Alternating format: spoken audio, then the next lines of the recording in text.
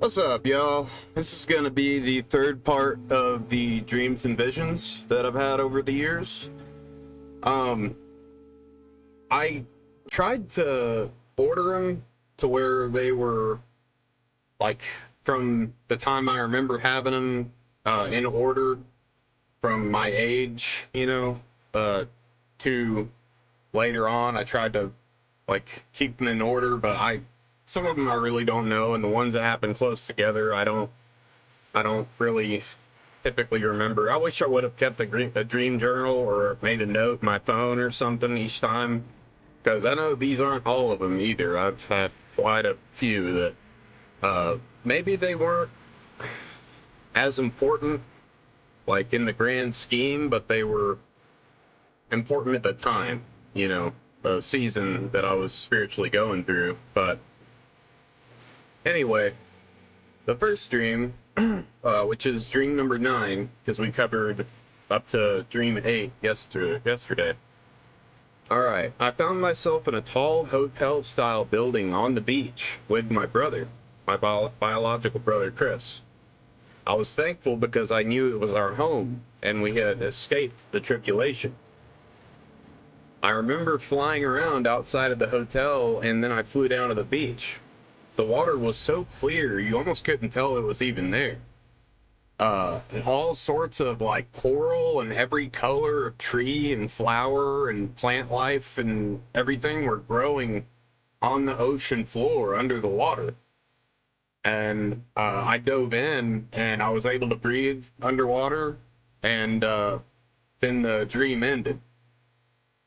But we had a family reunion a few days after that dream, and most of my family are saved, and they know Jesus, and a lot of them are also eagerly watching for his appearance, like I am. My distant relatives, the ones that I'm not around all the time. But I was telling all of them about that dream because up till then I was having a series of dreams of this house being built, and it was the first one was the foundation was being laid, the second one was the walls were put up, but it was a little further along, and then I had 10 of those dreams during that same season, and the very last one was that the house was finished.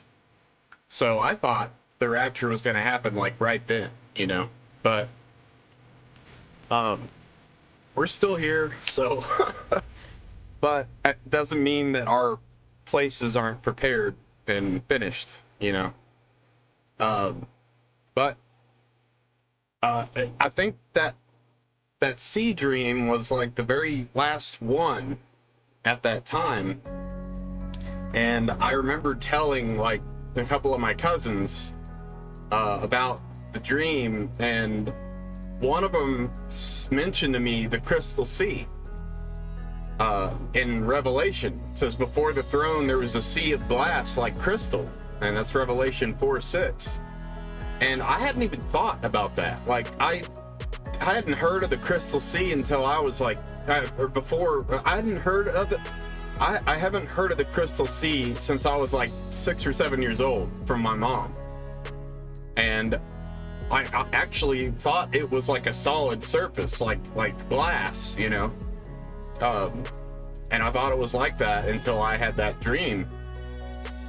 But maybe it is like that, what I saw. There's a sea of water, but it's as clear as glass, or crystal. But it was cool, man. I may have even seen people under there, hanging out just underneath the water, swimming through the coral and the trees, and underwater jungles and stuff. It was insane. But it's interesting because I've heard Brian from I'm Awake Are You talking about some of that same kind of stuff, the clear water and the plant life under the water, some of the stuff that I've seen. So he says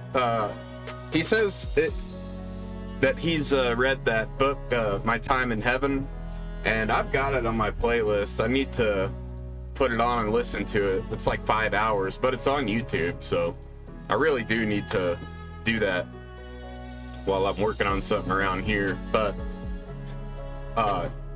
yeah, that was one of the coolest dreams that I've had about heaven. And it was one of the most comforting dreams, because I remember at the very beginning it was like, this is where we're to stay, like this is where we belong, this is our home now, we've been saved from the danger that's happening on earth.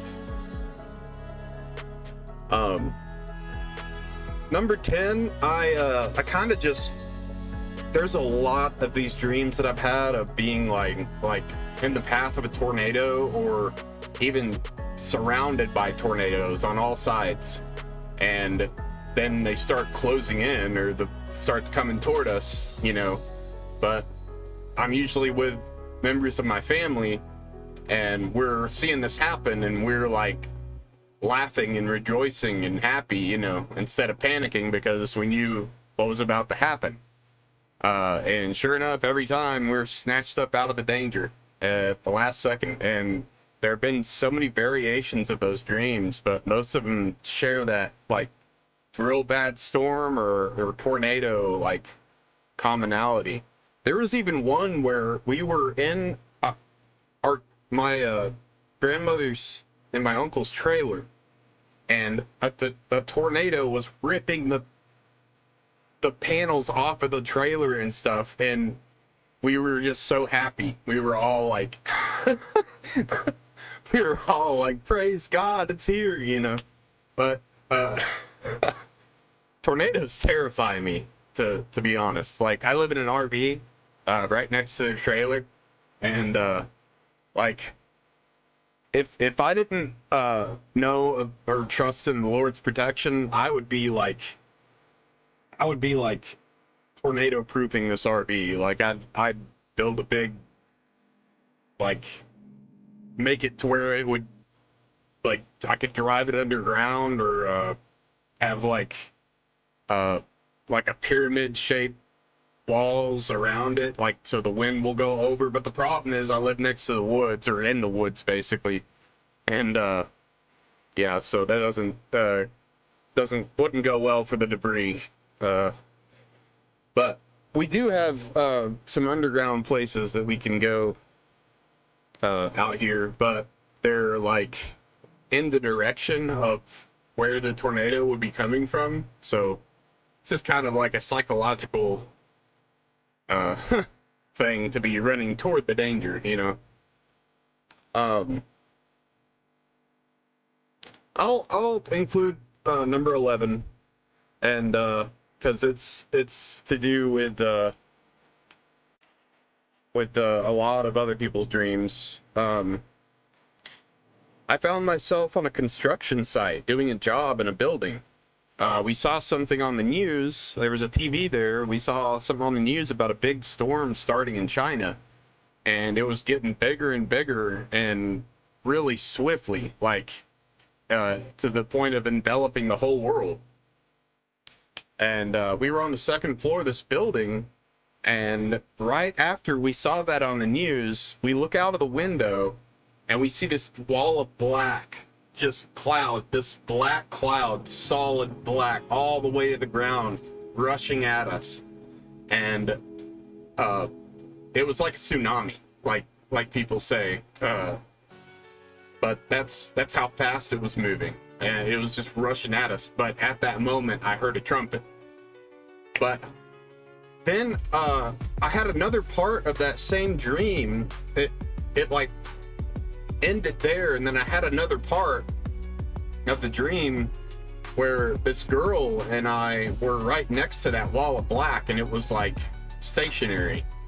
And I remember she went into it, and I like slightly for a second considered like following her in, and I felt the sternest like no I think I've ever felt. Like, anyone who goes into that cloud doesn't come back out, kind of thing.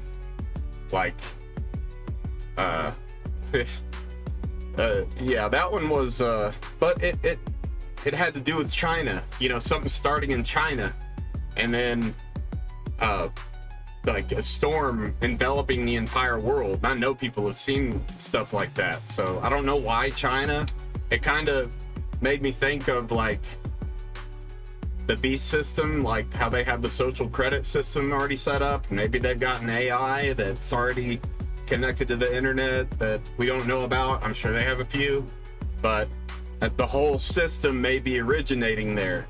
And then, you know, China was the birth of that, if it happens that way, and then it's might swiftly take over the globe.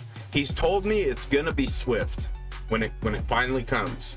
Like we're waiting, but when it comes, that's it. You know, and it comes like a flood, like a tsunami. And just the word I keep getting is swift. But yeah, guys, I guess there's gonna be a fourth part. So the fourth part will be cool. I'm trying to save the best for last. That's kind of just how they've happened. But yeah, it'll be about a lot of the stuff that I've seen in heaven, and some good things about God and how he deals with us as children, his mentality toward us, you know. It's not like we think, and it's not like the world's telling us, it's not like the devil's telling us, you know. He's not stern and angry with us. He's a loving father. He, you know, he guides us along in love. And yeah, sometimes we get whippings and they're not pleasant, but it's for our own good, and we're going to be thankful for him doing every little thing that happened in our lives one day. It's going to all turn around, or we're going to be shown the reason for everything, I believe. So guys, thank you for tuning in for part 3. I've got a lot of stuff in the description about the 2 books that I've written, the To the Last Days Church and the Infinite Affinity that you see back there to the left. But yeah, I've got a lot of good stuff the Lord has given me. I didn't come up with any of it. I was just the hands that were typing it. I feel like he did it all. So, and I feel like most of every word I say is not even from me. So, but yeah, thank you guys for watching. Appreciate you stopping by and all the comments and everything. And if I don't see you next time, I'll see you in the air. Peace.